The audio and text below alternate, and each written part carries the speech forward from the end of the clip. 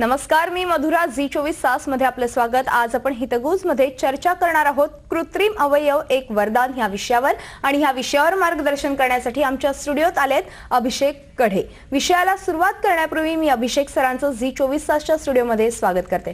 नमस्कार सर. नमस्कार. अभिषेक सरांची थोडक्यात ओळख करून द्यायची झाल्यास, अभिषेक सर हे इंडोलाइट इंडिया लिमिटेड मध्ये ब्रांच मॅनेजर म्हणून कार्यरत आहेत. गेल्या 9 वर्षांपासून ते ह्या कंपनीमध्ये कार्यरत आहेत. या कंपनीच्या भारतात 23 शाखा असून 14 उपशाखा आहेत. महाराष्ट्रात मुंबई, पुणे, नाशिक, नागपूर आणि सोलापुरात ही केंद्र आहेत. अभिषेक सर हे अपंगांना कृत्रिम हात आणि पाय बसवून त्यांना नवं जीवनदान देतात. इंडोलाइटला मिळणाऱ्या फायद्यातून काही रक्कम ही ईश्वर अर्थात international society for human welfare आणि रिसर्च या संस्थेतील गरजू आणि गोरगरीब रुग्णांसाठी दिली जाते. तसंच ही कंपनी वेगवेगळ्या hospitals, orthopaedic surgeon, physiotherapist, plastic surgeon, skin specialist इत्यादींना योग्य माहिती नियमित पुरवत असते. तेव्हा लगेचच त्यांच्याशी चर्चेला सुरुवात करूया. सर, खरं तर आजचा आपला विषय आहे अवयवांबद्दल, कृत्रिम अवयव जे असतात ते. मात्र इंडोलाइट कंपनी ही गेल्या 1998 पासून भारतामध्ये कार्यरत आहे.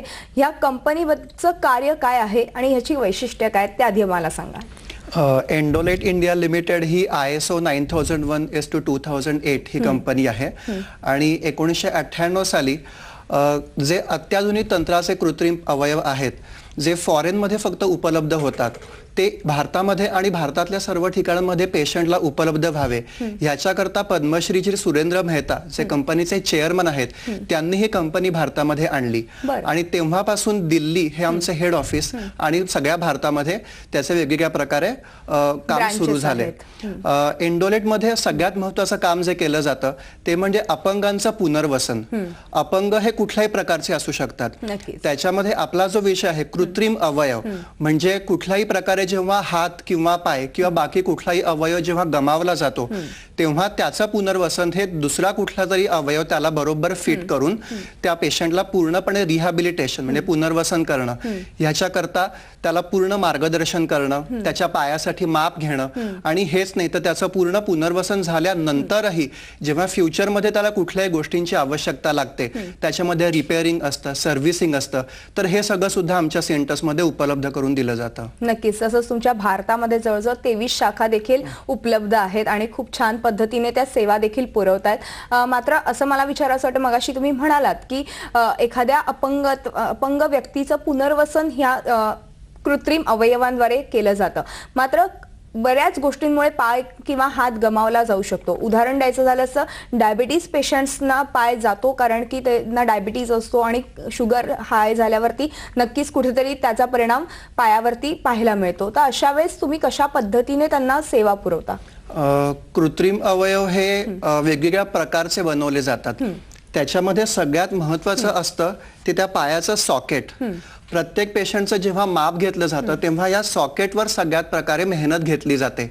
बाकीचे पायाचे जे अवयव असतात हे रेडीमेड असतात आणि हे फक्त एकमेकांना अटॅच करून पायाचं स्ट्रक्चर उभारलं जातं. जेव्हा डायबेटीसमुळे पाय कापला जातो तेव्हा त्या पेशंटला सिलिकॉन हे दिलं जातं. सिलिकॉन हे वेगवेगळ्या सायझेसमध्ये उपलब्ध असतं आणि हे सिलिकॉन पेशंटच्या पायावर बसवल्यामुळे त्याला कुठल्याही प्रकारची जखम होत नाही. कारण छोटीशी जखम ह्या कारणामुळेच पेशंटचा पाय गमावला गेलेला असतो. त्याची ब्लड शुगर लेवल जास्ती असल्यामुळे छोटीशी जखम जी भरत नाही आणि त्याच्यामुळे त्याचं गँग्रीन मध्ये रूपांतर होऊन पाय गमावला जाऊ शकतो. तर खोट्या पायामुळे आता परत कुठली जखम होऊ नये ह्याच्याकरता आम्ही सिलिकॉन पेशंटला देतो. या सिलिकॉनचे बरेच फायदे असतात जे पायावर चढवल्यामुळे एकतर जखम होत नाही, दुसरी अशी की या सिलिकॉन मध्ये एक लॉकिंग मेकॅनिझम असतं. जेव्हा पेशंट तो कृत्रिम पाय त्याच्या अंगावर चढवतो तेव्हा त्या लॉकिंगचा एक प्रकारचा आवाज येतो आणि पेशंटला लक्षात येतं की आता पाय हा बरोबर बसलेला आहे. जोपर्यंत त्याचं बटन दाबून तो पाय काढला जात नाही तोपर्यंत पेशंटच्या अंगावर तो पाय राहतो आणि त्याच्यामुळे तो दिवसभर सगळ्या प्रकारच्या ऍक्टिव्हिटीज करू शकतो. तो पाय कुठेही हलत नाही किंवा कुठेही डिस्प्लेस होत नाही. म्हणजे हे झालं डायबिटीज पेशंटच्या बाबतीत. मात्र जर एखाद्या व्यक्तीचा ऍक्सिडेंट झाला तर मग कशा पद्धतीने हे केलं जातं? एखाद्या पेशंटचा समजा ऍक्सिडेंटमुळे पाय कापला गेला तर त्याच्यामध्ये प्लास्टिकचं सॉकेट बनवलं जातं आणि त्याच्या आतमध्ये फोमचं मटेरियल असतं जे सिलिकॉन सारखंच असतं परंतु तेवढं सॉफ्ट किंवा मऊ नसतं. तर पेशंटचा जो उरलेला पाय आहे, म्हणजे समजा गुडघ्याच्या खालतून पाय कापला गेला असेल तर गुडघ्याचा जॉईंट हा आम्ही सगळ्यात महत्त्वाचा मानतो. बरं. पेशंट जेव्हा चालेल तेव्हा त्याचं 70 ते 80% वजन ते त्याच्या गुडघ्यावर येईल. बरोबर. आम्हाला सगळ्या प्रकारची माहिती त्याच्या पायाची सगळी पाहणी करावी लागते की कुठे जखमा आहेत किंवा न्यूरोमाचा प्रॉब्लेम आहे, त्याची स्किन कुठे सेन्सिटिव्ह आहे का. तर ह्या सगळ्याचा विचार करून सॉकेट जे बनवलं जातं ते अशा प्रकारचं बनवलं जातं की तो पूर्णच्या पूर्ण वजन त्या पायावर देऊ शकेल आणि चालताना कमरेपासून दोन्ही पायांवर 50-50% डिव्हाइड होईल. नक्कीच. म्हणजे खूप चांगल्या पद्धतीने हे कार्य करता, एक नवीन जीवदान त्या व्यक्तीला मिळतं, त्या अपंग म्हणजे पुनर्वसन होतं, तुम्ही मगाशी म्हणालात तसं. मात्र पूर्वीच्या काळी लाकडाचे पाय किंवा जयपूर फूट मिळायचे आणि इंडोलाइट फूट ह्याच्यामध्ये काय फरक असू शकतो? लाकडाचे पाय हे आहेत हे पूर्णपणे भारतामध्ये बनतात, त्याचं मटेरियल पूर्ण भारतामध्ये बनवलं जातं. त्या पायांमध्ये आणि एंडोलेटच्या पायांमध्ये सगळ्यात महत्वाचा फरक आहे तो वजनाचा. कृत्रिम पाय हा वजनाने अतिशय हलका असायला हवा, त्याच्यामुळे पेशंटचा जो उरलेला जॉईंट आहे त्याच्यावरचं वजन कमी होतं, त्याच्यावर जो ताण पडणार असतो तो कमी होतो. तर एंडोलेटचे हे जे पाय आहेत ते वजनाने अतिशय हलके असतात. शिवाय त्याच्यामध्ये कार्बन फायबर नावाचं मटेरियल वापरलं जातं. तर हे कार्बन फायबर जे आहे ते वजनाने अतिशय हलकं असतं, परंतु ते खूप टिकतं आणि हे मटेरियल स्टीलपेक्षा जवळजवळ 7 पटीने स्ट्रॉंग असतं. शिवाय कार्बन फायबर या मटेरियलची 120 किलोची कपॅसिटी असते, म्हणजे पेशंट त्याचं पूर्ण वजन त्याच्यावर देऊन सुद्धा ते मटेरियल कुठेही ब्रेक किंवा तुटत नाही. साधारणपणे पायाची जी लाईफ आहे ती 6 ते 7 वर्ष आम्ही मानतो, परंतु प्रत्येक पेशंट आहे त्यांनी त्याच्याहूनही जास्ती बरेच वर्ष तो पाय वापरलेला आहे, डिपेंड त्यांचं किती मेंटेनन्स ते करत आहेत. परंतु कार्बन फायबरचा हा एक फायदा असतो. त्याच्याच बरोबर प्रत्येक पार्ट हा सेपरेट असल्यामुळे पेशंटचा दुसरा जो पाय आहे जो चांगला आहे तर त्या पायानुसार खोट्या पायाचे अँगल आपल्याला ऍडजस्ट करता येतात, जे लाकडाच्या पायात करता येत नाहीत. तर चालताना गुडघ्याची किंवा पावलाची हालचाल जशी होतीये ती आपण कृत्रिम पायामध्ये एक्झॅक्टली आणू शकतो. ह्याच बरोबर दिसायला हे पाय बऱ्यापैकी चांगले असतात, म्हणजे पेशंटला कुठल्याही प्रकारे हे जाणीव होता का म्हणे की आपण एक कृत्रिम पाय वापरत आहोत. मी आता तुम्हाला खात्रीने सांगू शकतो की एंडोलेटचा कृत्रिम पाय वापरणारे पेशंट हे 80 ते 90% त्यांच्या ऍक्टिव्हिटीज पुन्हा करू शकतात. बरं, म्हणजे थोडक्यात एक्सरसाइज देखील ते करायला एकदम सक्षम असतात. नक्कीच. मात्र आता तुम्ही म्हणालात की कार्बन फायबर वापरलं जातं, ह्याचे नेमके फायदेही देखील तुम्ही काही सांगितले, ह्याच्या व्यतिरिक्त कुठले फायदे आहेत का? कार्बन फायबर हे एक प्रकारचं मटेरियल झालं, त्याच्याच बरोबर ॲल्युमिनियम, नायलॉन फायबर किंवा प्लास्टिक असे वेगवेगळ्या प्रकारचे मटेरियल सुद्धा वापरलं जातं. उदाहरण द्यायचं झालं तर सॉकेट जे असतं हे प्लास्टिकचं असतं, मटेरियल जे असतं पायलॉन ज्याला म्हणतात, ज्याच्यावर पूर्ण शरीराचं वजन येणार आहे आणि हे आपल्या पायातल्या हाडाचं काम करतं, तर हे कार्बन फायबरचं असतं. आणि अँकल जॉईंट म्हणजे घोटा जो असतो त्याच्यामध्ये वेगवेगळ्या प्रकारची मटेरियल वापरून आपल्याला पावलाची म्हणजे घोट्याची हालचाल आणता येते. एंडोलाइटचा मल्टीफ्लेक्स नावाचा जो सगळ्यात सिंपल फूट आहे त्याच्यामध्ये रबर बसवलं जातं आणि जेव्हा पेशंटचं वजन पडेल तेव्हा 10 ते 15 डिग्री पर्यंत रबरामुळे ती हालचाल मिळू शकते. एचेलॉन नावाचा सगळ्यात हाय टेक्नॉलॉजी, जो सगळ्या जगभरामध्ये सगळ्यात हाय टेक्नॉलॉजी समजला जातो, असा हा फुटपीस आहे. याच्यामध्ये हायड्रॉलिकचा अँकल जॉईंट दिला जातो, ज्याच्यामुळे पेशंटला चालताना हायड्रॉलिकची हालचाल मिळते. म्हणजे घोट्याच्या जागी छोटासा सिलेंडर बसवलेला आहे, जेव्हा त्या पेशंटचं वजन त्याच्यावर पडतं तेव्हा त्याची हालचाल तर होतेच, परंतु बसल्यानंतर सुद्धा पेशंट त्याची हालचाल करू शकतो, ज्याचा कार ड्रायव्हिंग साठी सुद्धा उपयोग केला जातो. म्हणजे ह्या सगळ्या टेक्नॉलॉजी, हे सगळं तंत्रज्ञान इतकं पुढे गेलेलं आहे की ह्या एचेलॉन मध्ये तुम्ही एक छोटासा मायक्रो प्रोसेसर सुद्धा बसवला जातो, ज्या फूडचं नाव एलान आहे, जो सगळ्या जगभरामध्ये आजच्या डेटला सगळ्यात हाय टेक्नॉलॉजी समजला जातो, की ज्याच्यामुळे चालताना खालती न बघता सुद्धा पेशंटला कुठल्या प्रकारचा सरफेस आहे याची जाणीव होऊ शकते. म्हणजे खडबडीत भागांवर चालणं किंवा थोडासा निसरडा घसरडा समजा सरफेस असेल, पायऱ्या असतील, तर ह्या सगळ्यावर पेशंट चांगल्या प्रकारे ते कंट्रोल करू शकतात. नक्कीच सर, मला अजून बरंच काही तुमच्याकडून ह्याबद्दल जाणून घ्यायचंय. मात्र हितगुज मध्ये वेळ झाली एका छोट्याशा ब्रेकची. तुम्ही पाहत राहा झी24 तास, एक पाऊल पुढे.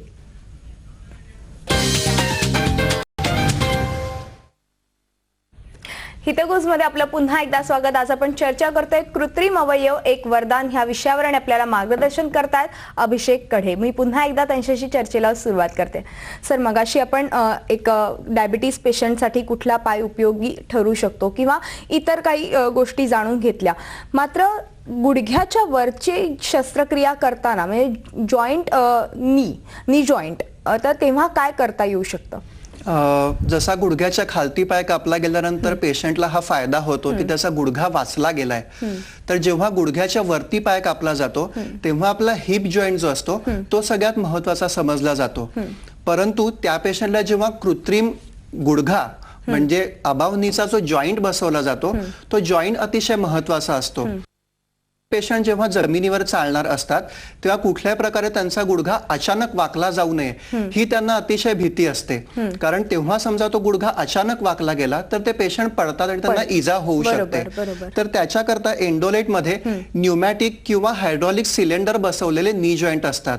ह्या नी जॉईंट मध्ये सगळ्यात महत्वाची गोष्ट अशी असते की पेशंट त्यांचं पूर्ण वजन त्याच्यावर देऊन सुद्धा तो गुडघा त्यांना सगळ्या प्रकारचा आधार देतो आणि तो गुडघा अचानक वाकला जात नाही। ह्या कार्बन फायबरच्या नी जॉईंट मध्ये न्यूमॅटिकचा सिलेंडर बसवलेला असतो आणि न्यूमॅटिकच्या सिलेंडरला दोन बटणं असतात ज्याला फ्लेक्शन आणि एक्सटेन्शन असं म्हणतात। म्हणजे चालताना गुडघा कुठल्या फोर्सनी सरळ झाला पाहिजे आणि कुठल्या फोर्सनी वाकला गेला पाहिजे ह्या ऍडजस्टमेंट आपण ह्याच्यात करू शकतो। तर पेशंट जसा चालायला लागतो तसा त्याचा नॉर्मल पाय जसा चालत असेल त्याच्यानुसार ह्या ऍडजस्टमेंट आपल्याला ह्याच्यात करता येतात। याच्यामध्ये आता अशी टेक्नॉलॉजी वाढलेली आहे की फ्लेक्शन आणि एक्सटेन्शनचा जो रेझिस्टन्स आहे तो पेशंट त्याचा तो स्वतः बदलू शकेल। त्याला स्मार्ट आयपी नी जॉईंट म्हणजे इंटेलिजंट प्रोस्थेसिस असं म्हणतात। पेशंट जेव्हा चालत असतो तेव्हा कुठल्याही प्रकारे त्याला त्याची गती कमी किंवा जास्त करता यावी ह्याच्याकरता हे मायक्रो प्रोसेसर ते नी जॉईंट बनवले जातात, ज्याच्यामध्ये जशी आपली पेन ड्राईव्ह असते ज्याच्यात आपण डाटा सेव्ह करतो अगदी त्याच प्रकारे त्या मायक्रो प्रोसेसर मध्ये त्याचा चालण्याचा जो स्पीड आहे तो स्टोअर केला जातो। म्हणजे स्लो स्पीड, मीडियम स्पीड आणि हाय स्पीड ह्या वेगवेगळ्या स्पीड मध्ये पेशंट त्याला हवं तसं त्याची गती बदलू शकतात। बरोबर। त्याच्यानंतर हायड्रॉलिकचा सिलेंडर असतो। हायड्रॉलिकचा जो सिलेंडर असतो त्या सिलेंडर मध्ये सिलिकॉनचं ऑइल असतं। या सिलिकॉनच्या ऑइलमुळे गुडघा वाकवण्याकरता आणि सरळ करण्याकरता एक प्रकारचा फोर्स बसवावा लागतो। तर ज्याच्यामुळे जे तरुण पेशंट असतात त्यांना महत्वाचं करून हायड्रॉलिकचा सिलेंडर बसवलेला चांगला, कारण ही गुडघ्याची हालचाल त्यांचे जे मांडीचे स्नायू आहेत यांना प्रत्येक स्टेप मध्ये करावी लागते। ह्याचा त्या पेशंटला काही वर्षांनंतर सुद्धा चांगला फायदा होतो की तो व्यायाम आपोआप घडत गेल्यामुळे त्यांचे जे मसल्स आहेत त्याच्यामध्ये चांगल्या प्रकारची शक्ती अजूनही राहते। म्हणजे जरी त्यांचं वय वाढत गेलं तरी सुद्धा त्यांचा जो उरलेला मांडीचा भाग आहे तो चांगल्या प्रकारे कार्यक्षम राहू शकतो। याच्यानंतर ओरायन नावाचा सगळ्यात हाय टेक्नॉलॉजी असा नी जॉईंट आता आहे ज्याच्यामध्ये न्यूमॅटिक आणि हायड्रॉलिक या दोन्हीचं कॉम्बिनेशन आहे आणि त्याच्याच बरोबर मायक्रो प्रोसेसर सुद्धा बसवलेला आहे। म्हणजे कुठल्याही वयाच्या माणसाला, कुठल्याही वयाच्या रुग्णाला ज्याचा गुडघ्याच्या वरती पाय कापला गेलाय त्याच्या वयानुसार, त्याच्या ऍक्टिव्हिटीज नुसार आणि त्याला त्या पायाकडनं काय अपेक्षा आहेत, त्याला काय काम करायचंय या सगळ्या गोष्टी जाणून त्याच्यानुसार वेगवेगळ्या प्रकारचे नी जॉईंट आपण देऊ शकतो। नक्कीच नक्कीच। मात्र अजून एक मला असा प्रश्न विचारायचा वाटतो की हे झालं नी जॉईंट बद्दल, मात्र हे जॉईंट करताना किती कालावधी लागतो त्या पेशंटसाठी? ऑपरेशन जेव्हा होतं तर कुठल्या कारणामुळे ऑपरेशन झालंय ह्याच्यानुसार पुढचा कालावधी ठरतो। म्हणजे उदाहरण द्यायचं झालं तर जेव्हा डायबेटीसमुळे पाय कापला गेला जातो तर डायबेटीस असल्यामुळे त्या पेशंटला ऑपरेशन नंतर जे स्टिचेस डॉक्टरने घातलेले आहेत तर ते पूर्णपणे हील व्हायला थोडे जास्ती दिवस लागू शकतात। अंदाजे धरून चाललं तर ऑपरेशन झाल्यानंतर पुढचे 2 ते 2.5 महिने आपण थांबावं लागतं आणि त्याच्यानंतर कृत्रिम पायाकरता माप घेणं आणि त्या पायाचं पूर्ण रोपण करणं ही पुढची प्रोसेस स्टार्ट होते। परंतु ऍक्सिडेंटमुळे, अपघात, कुठल्याही प्रकारचा अपघात असू शकतो, तर अपघातामुळे जेव्हा पाय कापला जातो तर तेव्हा पेशंट आहे ते चांगल्या कंडिशन मध्ये असतं, त्याच्यामुळे त्याची जखम ही बऱ्यापैकी लवकर भरली जाते। पेशंटनी मानसिकरित्या फक्त तयार असणं हे गरजेचं असतं, कारण मानसिकरित्या तो तयार असेल तरच तो ह्या सगळ्या पायांचा चांगल्या प्रकारे वापर करू शकतो। तसंच मला असं विचारायचं, कॉस्मेटिक रिस्टोरेशन मी ऐकलं होतं, तर नेमकं काय आहे ते? मी आतापर्यंत जी सगळी माहिती दिली ह्याच्यामध्ये पेशंटला सगळ्या प्रकारे कृत्रिम पाय वापरून त्यांची कामं करता येतात, परंतु कॉस्मेटिक रिस्टोरेशन हा एक भाग असतो ज्याच्यामध्ये कृत्रिम अवयव हा फक्त शो साठी बसवला जातो. तर कंजेनेटल एनॅमलीज हा एक प्रकार असतो, म्हणजे बाय बर्थ जेव्हा बाळ बाहेर येतं तेव्हाच काही वेळेला त्याचे हात किंवा पाय हे पूर्णपणे वाढीव झालेले नसतात. हा जो पेशंट असतो हो आपल्या प्रकारे आपण जसे चालतो त्याच प्रकारे तो चांगल्या प्रकारे चालू शकतो, परंतु बोटांची किंवा पायाची पूर्ण वाढ झालेली नसल्यामुळे त्याला एक थोडासा आधार त्याच्यामध्ये कमी मिळतो आणि त्याच्याच बरोबर त्या पायाचा पूर्ण आकार आपल्या पायासारखा नैसर्गिक नसतो. जेव्हा ते मूल वाढत जातं तेव्हा त्याला कुठेतरी ही उणीव भासू लागते की आपल्या पावलामध्ये कुठेतरी काहीतरी कमतरता आहे. चालू शकत असतो, परंतु ती कमतरता जी आहे ती फक्त कॉस्मेटिक रिस्टोरेशन मुळेच आपण पूर्ण करू शकतो. तर हे सिलिकॉनचं जे पाऊल असतं ह्या पाऊलामध्ये कुठल्याही प्रकारची हालचाल मिळत नाही, परंतु पेशंटला एक नैसर्गिक पायासारखा दिसावा हे काम मात्र ह्याच्यामध्ये जवळजवळ 70 ते 80% आपण करू शकतो.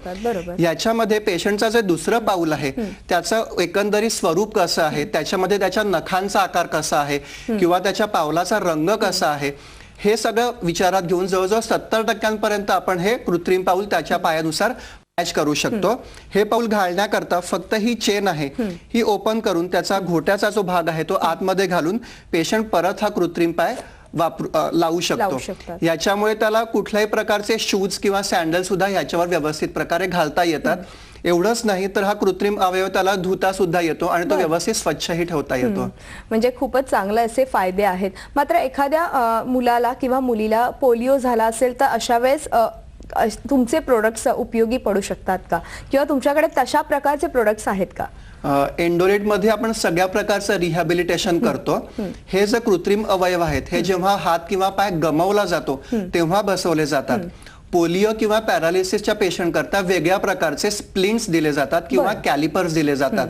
एंडोलेट मध्ये आपण अशा पेशंटचे सुद्धा मसल पॉवर चेक करून त्या पेशंटला कॅलिपर बसवू शकतो, ज्याच्यामध्ये त्याचा हिप जॉईंट, गुडघा किंवा अँकलचा जॉईंट आणि पाऊल याच्यामध्ये मसल विकनेस असेल तर ते सगळे स्प्लिंट्स वापरून त्यांना त्याचा आधार मिळू शकतो. नक्कीच.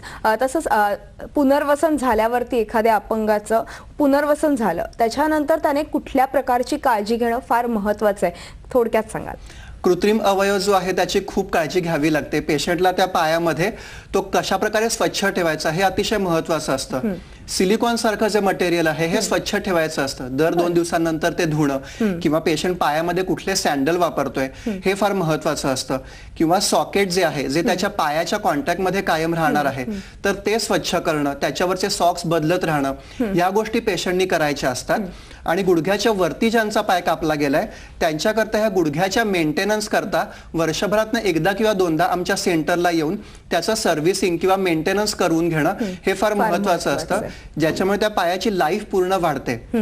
नक्कीच. म्हणजे एक वेगळ्या प्रकारचं जीवनदान त्या रुग्णाला मिळतं. नक्कीच. तर मला अजून बरंच काही तुमच्याकडून जाणून घ्यायचंय. मात्र पुन्हा एकदा हितगुज मध्ये वेळ झाली एका छोट्याशा ब्रेकची. तुम्ही पाहत राहा झी24 तास, एक पाऊल पुढे.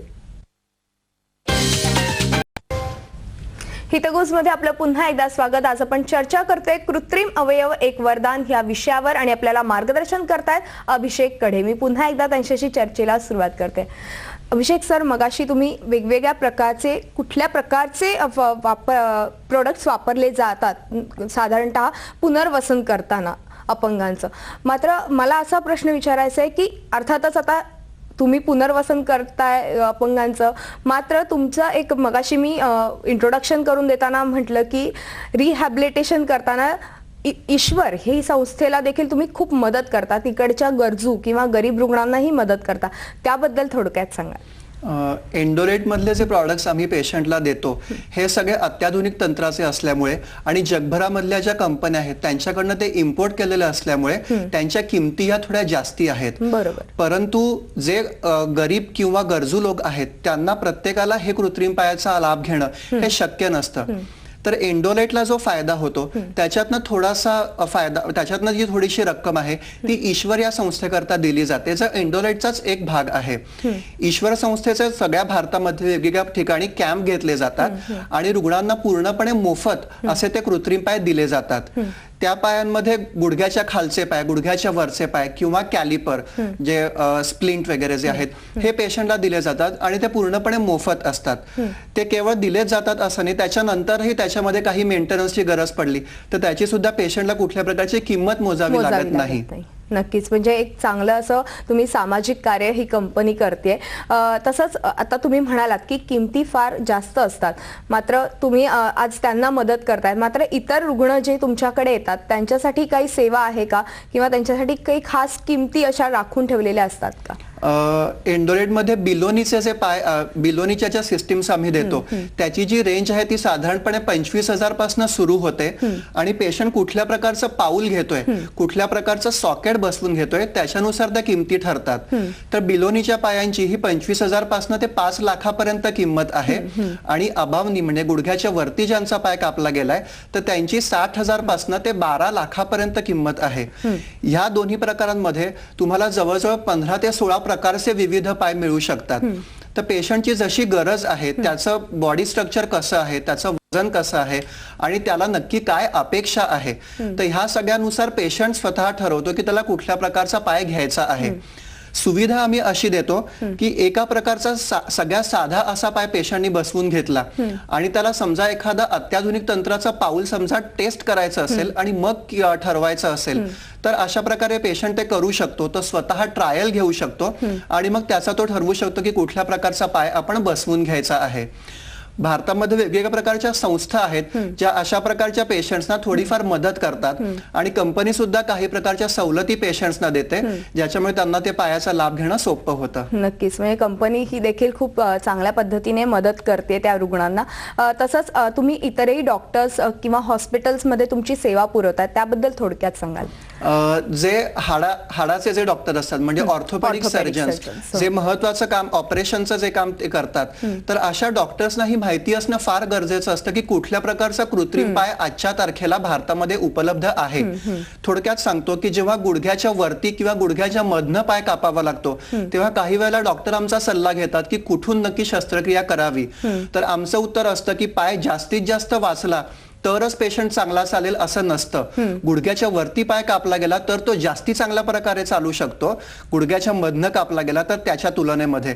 तर डॉक्टरांना ही माहिती पुरवणं फार गरजेचं असतं आणि त्याच्याच बरोबर फिजिओथेरपिस्ट किंवा जनरल सर्जन, ऑक्युपेशनल थेरपिस्ट जे पेशंटला व्यायाम कुठल्या प्रकारचा करावा हे शिकवतात आणि त्या उरलेल्या पायाची कशी काळजी घ्यावी हे शिकवतात. तर त्यांना सुद्धा या प्रकारची माहिती दिली जाते ज्याच्यामुळे ते पेशंट पर्यंत ती माहिती पोहोचवतात. नक्की सर, तुम्ही इथे आलात आणि खूप छान अशी ह्याबद्दल माहिती दिली, त्याबद्दल तुमचे मनपूर्वक धन्यवाद. हितगुज मध्ये आज आपण इथेच थांबतोय. तुम्ही पाहत राहा झी 24 तास, एक पाऊल पुढे.